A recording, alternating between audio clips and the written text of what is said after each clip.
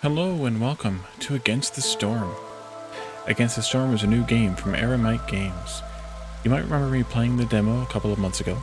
I enjoyed it a ton then and wish there was more content, so I'm glad to be back playing it now that it's in early access. Against the Storm is a roguelite city builder set in a fantasy world where the rain never stops, and the beaver, human, and lizard citizens, led by a viceroy, that's me, venture out into the world to establish new settlements to please the queen. I want to thank the developer, Eremite Games, for providing me with the key to play this game for you today. It's available exclusively on the Epic Games Store. So let's get started. First of all, I'll take a look at the settings. There's not a lot of choices, but then again, there doesn't need to be a lot of choices either. Video options, of course I've turned the sound down as I do in nearly every game. And then some camera control here, which I think I left these three at the defaults, but I did uncheck the on the move camera outside the game screen because I believe that's edge scrolling and I don't like edge scrolling. So we're leaving that off. I'm not sure what complex effects means. Oh, interesting. So this helps with rendering issues. I'm probably on lower end graphics cards and whatnot. And then auto tracking orders is a nice thing to have. I'm glad they added that. If you remember the demo, every time an order would pop up, we'd have to go in and check it in order to see what it was or to follow it. Now it just pops on the screen, which we'll see in a little bit. And then I am going to replay the tutorial, not because I don't remember how to play the game. I really enjoyed this game so much that I still remember how to play it, but just because some of you may not have seen it during the demo phase, and I'd like to show it again, and it won't take very long, maybe just this episode or so, and so we're gonna just jump in and play that. But let's go ahead and start the game. The world is plagued by the Blight Storm, a vile cycle of destruction ravaging everything in its path. The only safe haven is the smoldering city where the mysterious scorched queen reigns. You are one of her viceroys, a pioneer sent into the wilds, tasked with establishing new settlements and acquiring valuable resources for the crown. Your goal is to help rebuild the smoldering city and secure the future of the queen's subjects.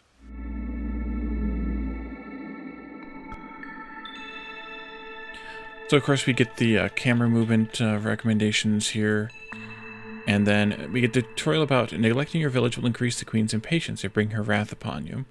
So if you remember, we have kind of two things competing against each other: the queen's wrath, and fulfilling your duties will increase the town's reputation and unlock new buildings. So we have the wrath, or the impatience rather, and the reputation over here. And the first thing we get to do is, of course, to pick a new building. I think the tutorial wants us to go ahead and do that. Yeah, pick a new blueprint. This is one of the new features that I'm really, really appreciative of. Down here on the bottom left, or side left here, is an alerts box, and that didn't exist in the previous version, and that kind of, or in the demo version specifically, and that kind of tells you, hey, come here, click this, or do what I'm telling you. This is the next thing you need to do to try to keep your base moving.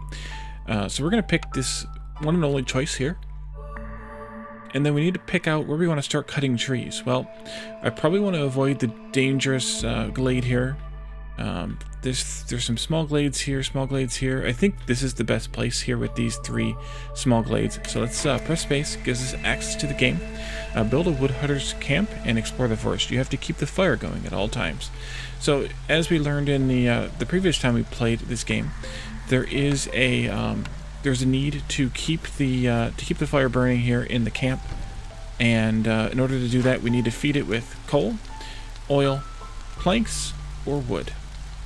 And each item will give us a little bit different amount of time on the fire, and it tells us that at some point, I think, but I don't know where.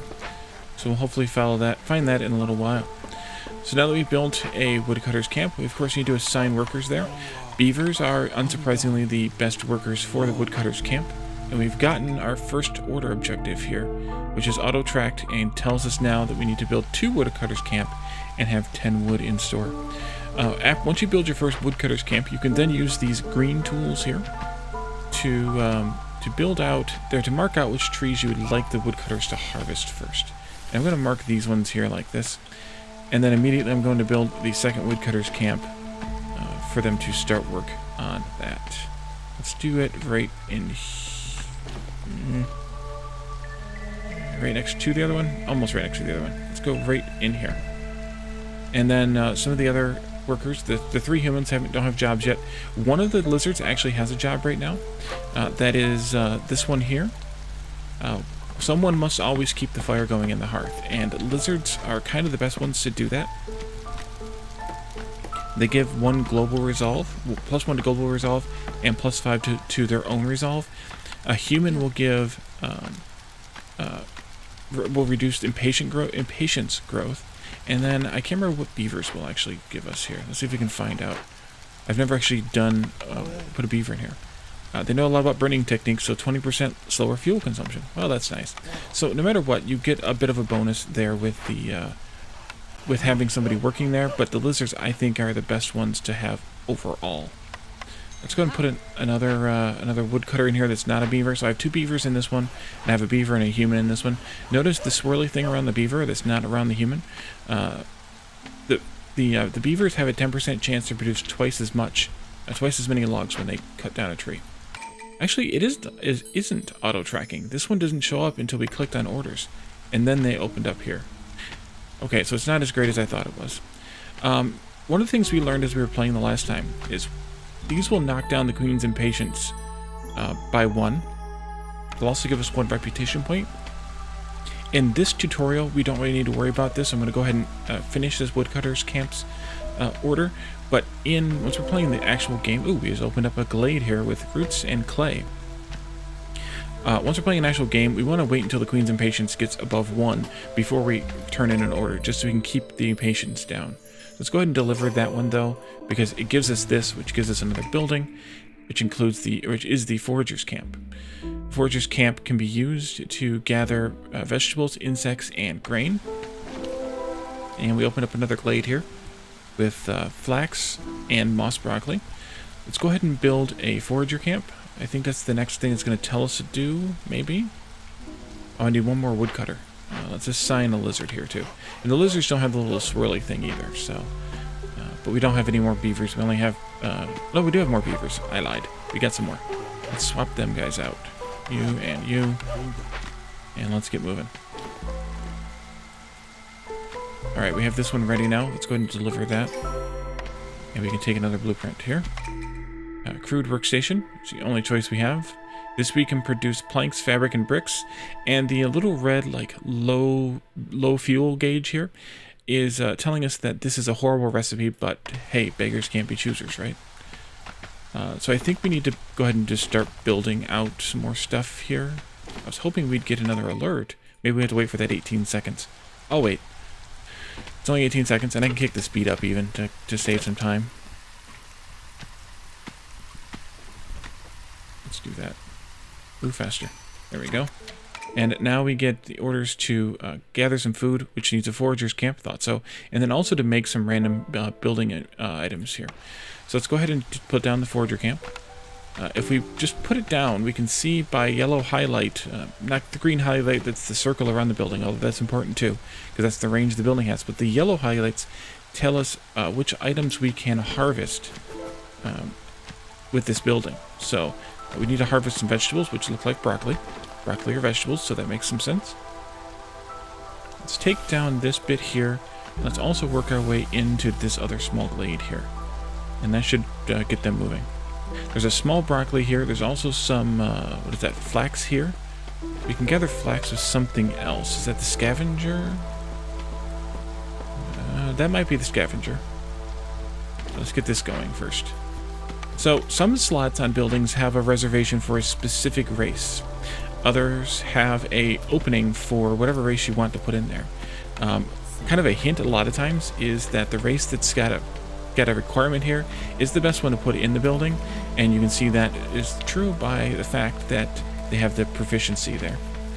So that's great. So they're going to produce vegetables, which are of course food, but they also produce these, I can't mouse over it, but I think it's roots, and roots are used for some other I think they're also edible, actually. Now that I think about it, let's see. Yeah, common food source. And we have orders ready to complete. Yes, we do. Deliver that one, and we get another point here toward our reputation and another building. And now we get a choice. Do we want a lizard house, a beaver house, and a human house? Let's see. The human houses cost planks and bricks. Beaver houses cost planks and cloth, which cloth is new. It was rope in the demo.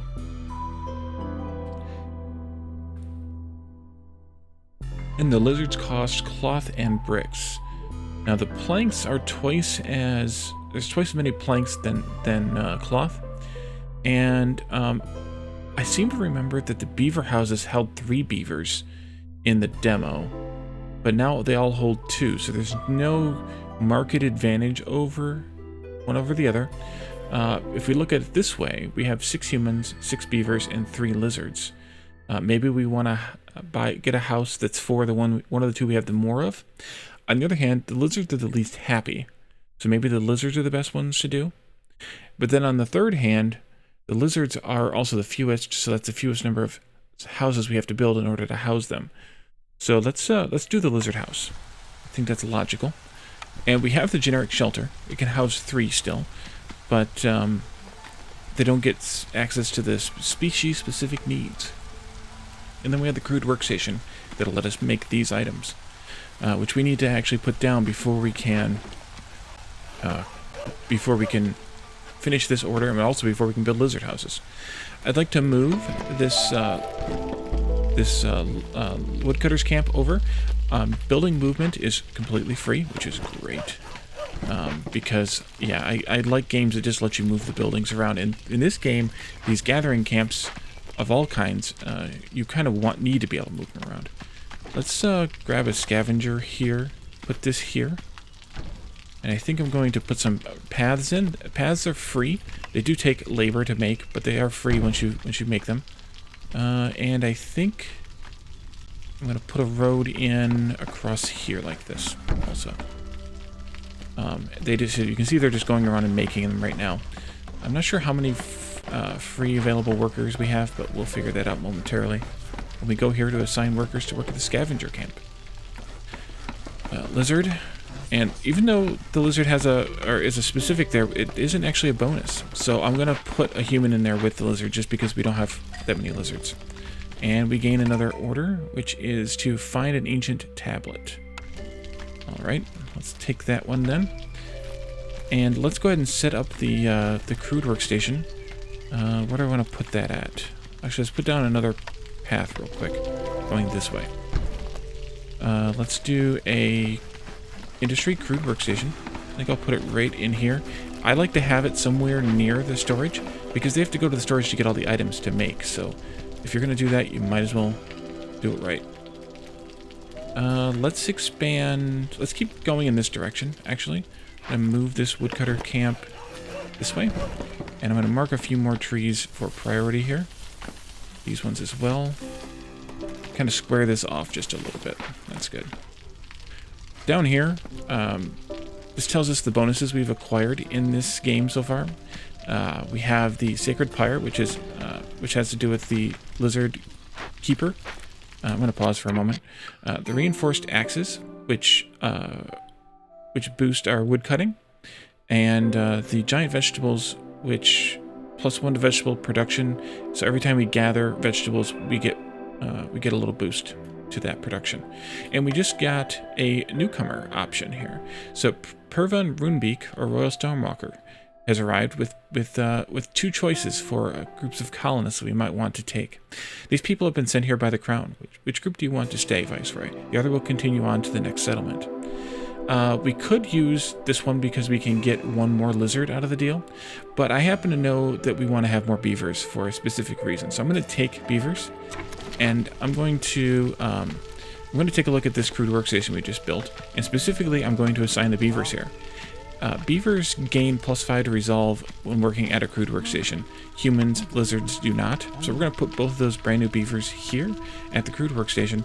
And then I want to take a look at these recipes here. So as mentioned, these are all really, really crappy recipes. And that has to do with the efficiency of the input items compared to the output items. 8 wood becomes 2 planks is fairly inefficient. 6 plant fiber becomes 2 fabric. 6 clay becomes 2 bricks. Now the square input means that this is only one item can be used to use this recipe. But a round input item means that we can select the recipe or the input item we'd like to use to make this. So plant fiber is the default. We can also choose leather or reed to make our fabric out of. And then here with the bricks we can use clay or stone, neither of which we have. And I'd also like to limit these to a reasonable number, just so they're not making an obscene amount of this. So we'll just do 5 of each for right now. And in order to get more of the clay, we need to collect from this deposit here, this clay deposit, which is a stonecutter's camp. So we're going to go ahead and do that like this. Alright, we have logging going on, or wood cutting going on. Let's move over here. We have another little stone right here too. So we'll use another one here also. Man, we got lots of stones laying around. You are cutting the whatchamacallits here? The flax. Let's move you maybe right here. A little rotation. Here we have stormbirds, which are pulled from a scavenger camp or a trapper's camp. We have a scavenger, right? This one? Yeah, so this will collect the eggs from the stormbird, but we can also use a scavenger or a trapper to gather eggs. Trappers also gather meat and something else, I can't remember now. Lizard, no bonus there, but we'll put a human in there with you anyway. Yeah. Not every building will yield a bonus, but that's fine.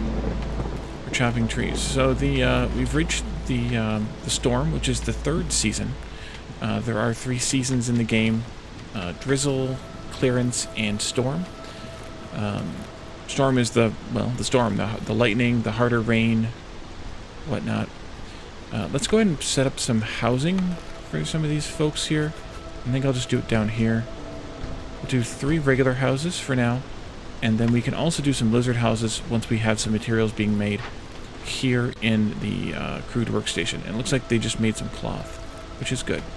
Hopefully they'll make a decent amount of planks here, because we'll need those.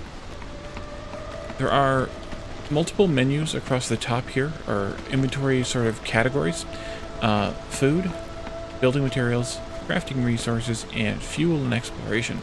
And I think there's 1 or 2 more categories that we'll see later unless they've changed that. Food, we can eat insects, we can eat eggs, we can eat meat, we can eat vegetables, roots, and mushrooms. Possibly more or 2 later. Actually, definitely more later. Building materials are the parts, which are kind of the generic pieces we're using to make some of these early game buildings. And we cannot reproduce them. So the only way to get them is to have them brought to us once we spend them all. Planks, of course, fabric, of course, and clay are all building materials. Crafting resources, plant fiber, and resin so far. Resin's pulled out of trees, I believe, randomly. I think, yeah, there's a small chance for resin, eggs, and reeds. Plant fibers, rather, when you pull. I'm gonna pause for a moment. When you chop down a tree. So even though they're mostly just chopping down trees, they are also storing up or gathering other items as well. And then finally, fuel and exploration. We have 3 coal, we have 40 simple tools, and we have 203 wood that we've mostly gathered. The simple tools are used for exploration, and we'll actually use those in a little bit once we open up one of these glades that has a need for them. Let's move that there, move that there. We'll put this one down like that maybe. We can move you over a little bit too. Over at, nope, we got something in the way. Over there. And let's take a look at this other alert here that popped up. The Queen's Envoy. No one can weather the storm alone. The Queen offers you a cornerstone that will lay the foundation up for your town's prosperity. Choose wisely, as you won't be able to change it. So this adds to kind of these buffs that were down here. We can get carpenter tools, which means that crude workstation production is 50% quicker. Or we can do an exploration contract, which the Royal Academy wants a detailed map of the region and will supply anyone willing to help. Gain 20, I believe that's reeds, and 20 clay for every discovered glade. We're not that worried about the crude workstation being quicker. It's horrible, but we're also making a lot of items already, so we're just going to pick the exploration contract. We're going to pop into 2 glades here really quickly, so hopefully we'll get that going. They are pulling up some clay now, so hopefully we'll get some bricks very soon. Made very soon, rather. Hopefully. TM. We put another path in right here. And that way we can cut the corner here a little bit on these guys getting to the storage. We can also turn off these recipes. Let's say we didn't want to make any more planks, or if we got a better place to make planks, a better recipe, we could turn off the recipe in this particular building so that they wouldn't go continue making them here when you have a better way of making them. But that's also why I limited the recipe, so it wouldn't make a ridiculous amount of these at this level. We finished an order, and we had an alert for it too. Let's go ahead and turn that in. That knocked her impatience way down, and it gave us another new building to choose. The clothier can produce coats, manuscripts, and packs of luxury goods. Alright. Where should we put the clothier at? Is there any other buildings we need to build besides the lizard house? No, we can go ahead and build some of those, though, I suppose. Somewhere. Maybe we can build them here. Maybe I can build them here. Let's do this. Flip this over here to the other side. And I'm going to put another lizard house in right here. We only have 3 lizards. That's a housing for 4, so that should be good.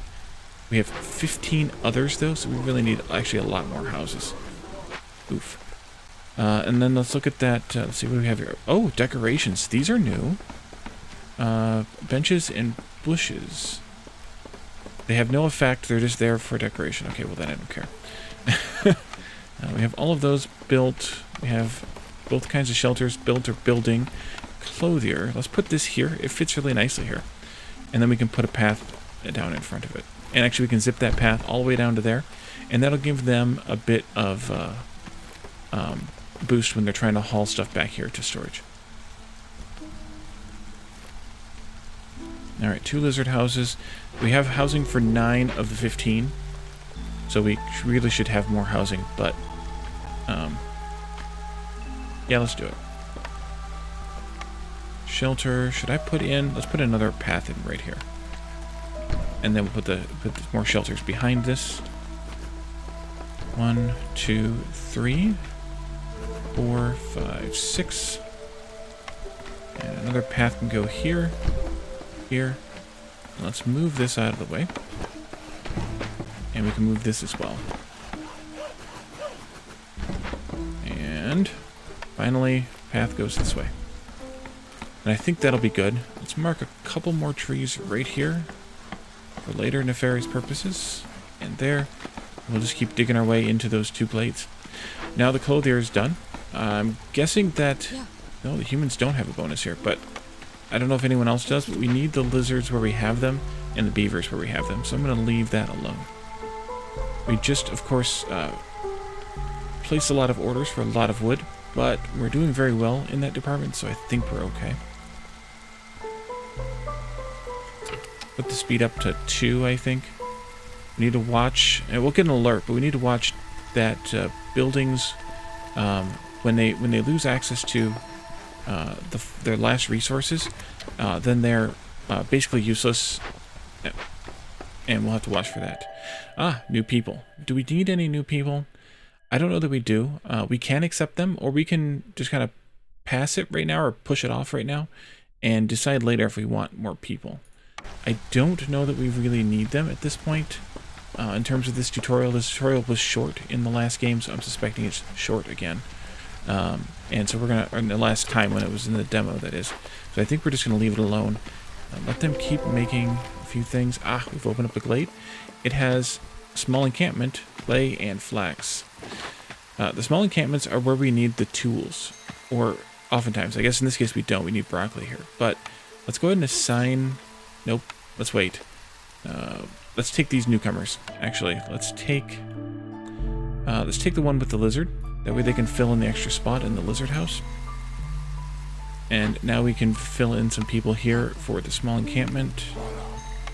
And we can choose a reward. We can get 1 beaver and 1 lizard, or we can get some reputation and send some amber and have some amber goods, which are useful for purchasing things later. And I think we're going to do that option because we don't really need more people. I don't think, although I did say that once before, didn't I? And the Stonecutters camp has no deposits nearby. That's this. And we can see that we have moved away from what we had access to before. Then I'm going to put this here. That has access to both more clay and roots, which give us, I don't know what the leaves are. Can I see? No, we don't have any in the thing. Yeah, I don't see any. And we've opened up this glade too, which has roots, moss, broccoli, and a weaver. Ooh, a weaver. We have this is new. We haven't seen these before. Buildings such as this weaver, where we can choose to rebuild it. It produces fabric really well. Simple tools and ink at some less well, I guess. 1 star instead of 3, and bundles of fabric, bundles of coats, and packs of luxury goods. We can salvage instead. I think we'll go ahead and rebuild this. But we need to wait. Oh, we do have workers available. Okay, then let's assign workers here. Yeah. I'm going to assign all 3 humans there. Let's mark some more trees right in here. And move this woodcutter there. Move this woodcutter there. That way they can all get to work. Let's continue this path also up into this here and into this here. They're still building their houses. We're going to need more houses now because we have... Oh, good. The mouse over shows you how many of them are free now. I don't know if that showed before in the demo.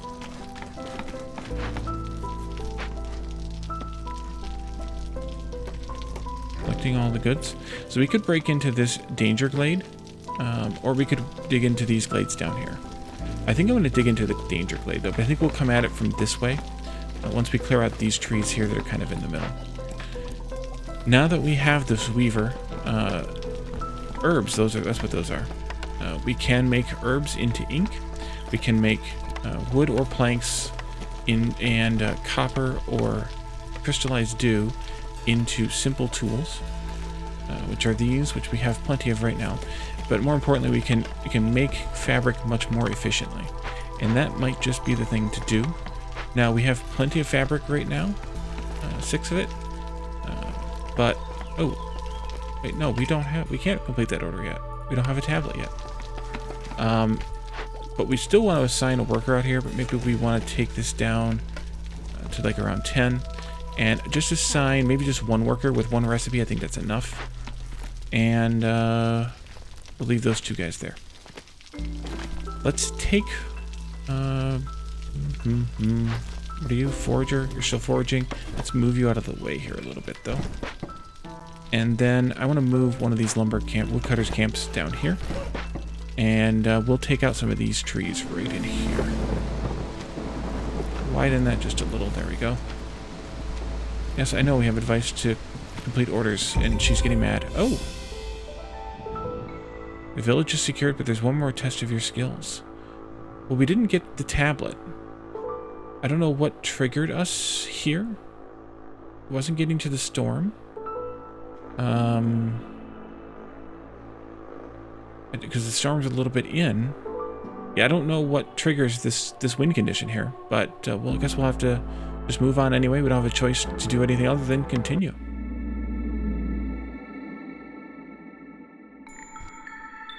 And this is tutorial 2. Press the NE key. And I think what we're going to do, villagers with low resolve will start leaving, increasing the queen's impatience. Keeping resolve exceptionally high will grant passive reputation over time.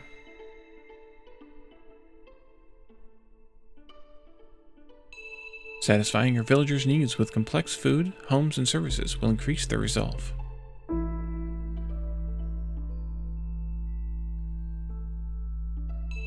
Each species has a different mix of needs. It's hard to please everyone all the time.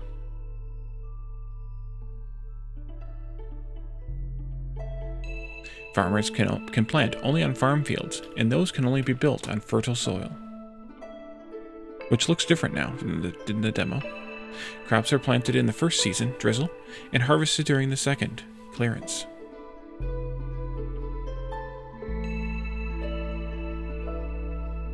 Build a farm, harvest grain, and serve some ale in the tavern. Ooh, tavern. Okay, so what I think we're going to do is we're going to stop this episode here. We finished the first tutorial in the first episode. I thought they were a little bit faster than that before. Maybe they've gotten a little more involved, or maybe I just talked too much and didn't let the game run fast enough. But we're going to pick up here in the next episode and play the next tutorial. So thank you all for joining me, and I'll see you next time. Bye for now.